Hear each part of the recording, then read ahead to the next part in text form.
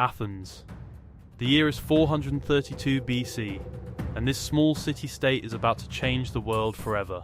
With a population of roughly 300,000 people, Athens has just invented something that has never existed before: democracy. Rule by the people. For the first time in human history, ordinary citizens are gathering in open-air assemblies to debate laws, vote on wars, and decide the fate of their city. No kings. No tyrants. Just voices and votes.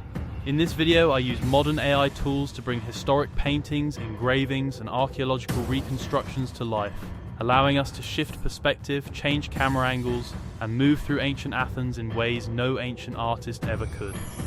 We're going to walk the streets, climb the Acropolis, stand in the assembly, and feel what it was like to live in the birthplace of Western civilization. First, I want to talk about the Agora. This is the Agora. This view shows the heart of Athenian public life in the 5th century BC. In the foreground, you see the open marketplace, paved with packed earth and surrounded by colonnaded stoas. In the midground rise public buildings, the Bouleuterion where the Council of 500 met, and the royal stoa where laws were displayed on stone tablets. Beyond, the Acropolis rises, crowned with temples gleaming white in the sun. On any given morning, the Agora was chaos. Farmers sold olive oil and wine from wooden stools. Fishmongers shouted prices, the smell of fish mixing with sweat and dust. Philosophers like Socrates walked barefoot through the crowds, stopping strangers to ask uncomfortable questions about justice and virtue. Politicians gave speeches, slaves carried bundles, foreign merchants haggled in broken Greek. But danger simmered constantly. Political debates could turn violent. Fistfights broke out over proposed laws. Rival factions schemed to ostracize their enemies, literally voting to exile citizens for 10 years by scratching names on pottery shards. In 399 BC, this very Agora saw Socrates condemned to death by a jury of 501 citizens for corrupting the youth. Democracy could be brutal. The Agora mattered because this was where democracy actually happened. Citizens gathered here before walking to the Pnyx for assembly meetings. Laws were debated here. Trials were held here. It was the beating heart of political life. Today you can still walk the same stones where Socrates once questioned passers-by 2,500 years ago. This view shows the Pnyx.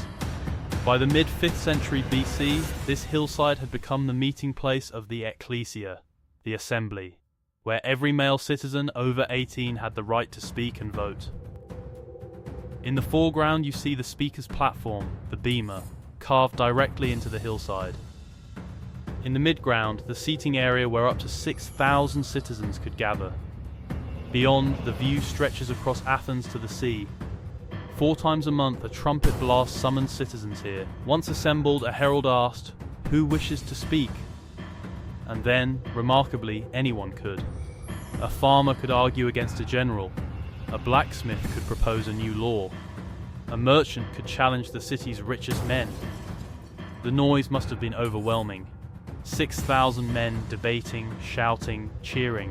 Speakers had to project their voices without microphones, which is why Athenian orators trained relentlessly, practicing with pebbles in their mouths. But the danger was real. In 406 BC, after a naval victory at Arginase, the assembly illegally convicted and executed 6 generals for failing to rescue shipwrecked sailors during a storm. Democracy could be just as tyrannical as any king. The Pnyx mattered because this was where democracy was born. Every citizen had an equal vote. It was messy, loud, and imperfect, but it was theirs. Today you can stand on the same stone bema where Pericles and Demosthenes once addressed their fellow citizens. This is the Acropolis. This view shows Athens' sacred hill, crowned with temples that proclaim the city's power and devotion to the gods. By 432 BC, the Parthenon had just been completed after 15 years of construction under Pericles. In the foreground you see the Propylaea gateway with its massive marble columns. In the midground rises the Parthenon itself, 70 meters long, surrounded by 46 columns.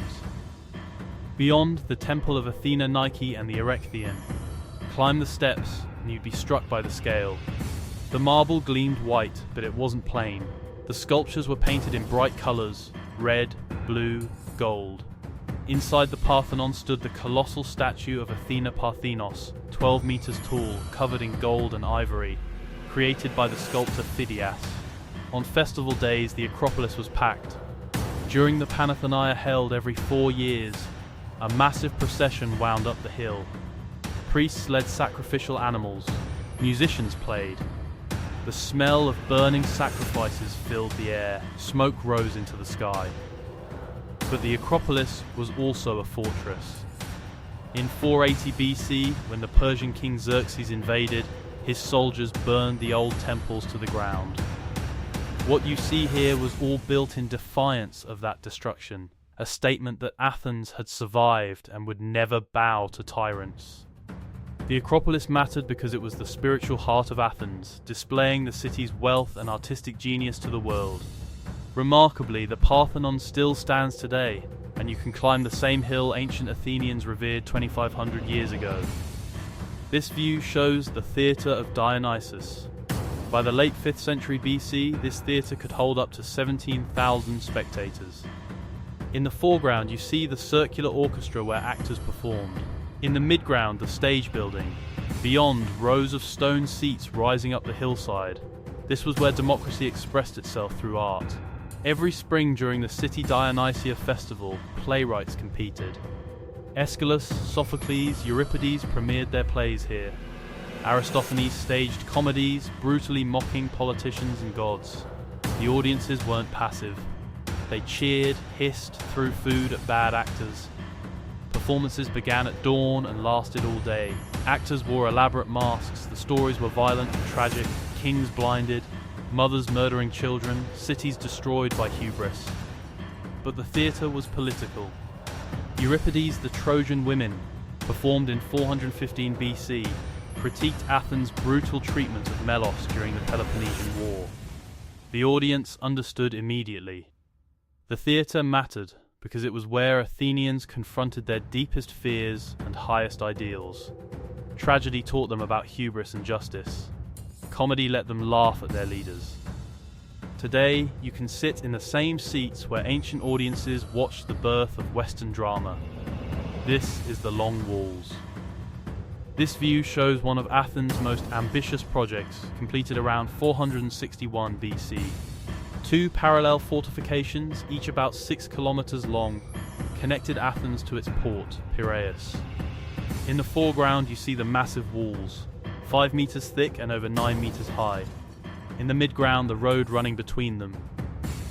Beyond, the countryside. Walk this road and you'd feel invincible. Even if a Spartan army surrounded Athens and burned the farms, supplies could flow from the port. Ships brought grain from the Black Sea, tribute from subject cities. Athens controlled the sea and the long walls guaranteed survival. But the walls created complacency. During the Peloponnesian War starting in 431 BC, Sparta couldn't break the walls. But in 430 BC, a devastating plague struck the overcrowded city, killing a third of the population, including Pericles himself. The walls that protected Athens also trapped them. The long walls mattered because they manifested Athenian sea power. As long as they stood, Athens dominated Greece. In 404 BC, after losing the war, Spartans forced Athens to tear them down, ending Athenian dominance. Today, fragments survive, and you can trace their path from Athens to modern Piraeus. This view shows Piraeus. By the 5th century BC, Piraeus had become the greatest port in the Greek world. In the foreground, you see 3 harbours: Cantharos for commercial shipping, Zia and Munichia for the navy. In the midground, hundreds of triremes, the sleek warships that made Athens a superpower. Beyond, warehouses and shipyards. Walk the docks and you'd be overwhelmed. Ships from Egypt unloaded grain. Phoenician merchants traded purple dye. The smell was intense: tar, salt water, fish, sweat. Sailors shouted in a dozen languages. Carpenters hammered. Ropes creaked. The Athenian navy was key to everything. At its peak, Athens maintained nearly 300 triremes, each rowed by 170 oarsmen. These ships won the Battle of Salamis in 480 BC, defeating the Persian fleet and saving Greece. They enforced Athens' control over the Aegean. But naval power required constant investment. Triremes needed maintenance, crews needed training, oarsmen needed wages. And if the fleet was destroyed, Athens' empire would collapse. Piraeus mattered because it was the source of Athenian wealth and power. Control the sea, control trade, and you could afford democracy, temples, and empire. Today, Piraeus is still Greece's largest port, and you can walk the same harbours that once sheltered Athens' mighty fleet. This is the Panathenaic Way. This view shows the sacred road running from the city gate through the Agora up to the Acropolis. By the 5th century BC, this was the route of Athens' greatest procession, held every 4 years during the Great Panathenaea. In the foreground, you see the broad paved road. In the midground, the Agora filled with spectators. Beyond, the Acropolis rising. Every 4 years, the entire city participated. The procession began at dawn. First came cavalry, then chariots, then musicians, then sacrificial animals, then maidens carrying the sacred robe for Athena's statue. Then came thousands of citizens walking together.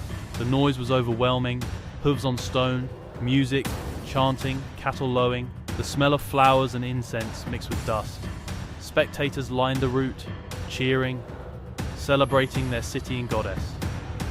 The Panathenaic Way mattered because it linked the city's political heart, the Agora, with its spiritual heart, the Acropolis. Walking this road meant participating in the life of the polis. Remarkably, you can still walk parts of the ancient Panathenaic Way today, treading on original paving stones worn smooth by millennia. This view shows the Stoa of Attalos. Built around 150 BC by King Attalos II of Pergamon, this covered arcade served as a shopping centre and meeting place. In the foreground you see the 2-storey facade with 45 columns on each level. In the midground, shops selling pottery, books, spices. Beyond, the Agora, still the city's centre. Walk through on a hot day and you'd appreciate the shade. Merchants displayed wares, philosophers lectured students. Friends met to talk. The smell of spices and perfume filled the air. By this time, Athens was no longer a superpower. Macedon had conquered Greece in 338 BC. But Athens remained a cultural centre. Students came to study philosophy. Tourists visited the monuments. The Stoa of Attalos mattered because it showed Athens' enduring prestige. Even after losing its empire, the city remained a symbol of learning and democratic ideals.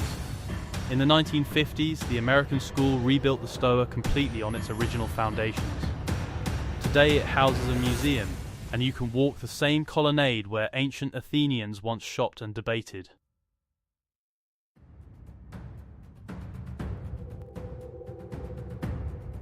Athens.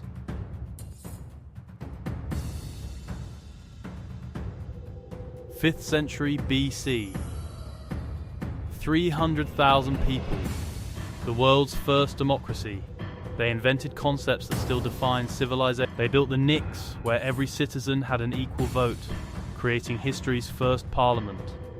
They built the Boulotarion, where a council chosen by lottery governed, proving ordinary people could lead. They built the Long Walls, ensuring sea power sustained freedom. They built the Theatre of Dionysus, where citizens confronted moral questions through drama. They built the Parthenon, proclaiming devotion to Athena and confidence in human achievement. And they built it all on a revolutionary idea that free men debating openly could govern themselves better than any king. It was messy and imperfect. They excluded women and slaves, they made catastrophic decisions, they executed Socrates, they lost wars, but they proved democracy could work. Fast forward 2,500 years. Every modern democracy, every parliament, every citizen's right to vote traces back to this small city-state on the Aegean. We've expanded participation, refined the mechanisms, but the core idea remains. Government derives legitimacy from the consent of the governed. Standing here looking at these reconstructions, the past feels impossibly close. These were real people walking these streets, arguing in the Agora, voting on the Nix, wrestling with the same questions we face today. How do we govern ourselves? How do we balance freedom and responsibility? How do we create a society worth living in? Athens didn't provide perfect answers, but they asked the right questions and had the courage to experiment with radical solutions. That experiment changed human civilization forever. If there's another city, another moment in history you'd like me to reconstruct, let me know in the comments. I'd love to hear what you want to see next. Again, thank you so much.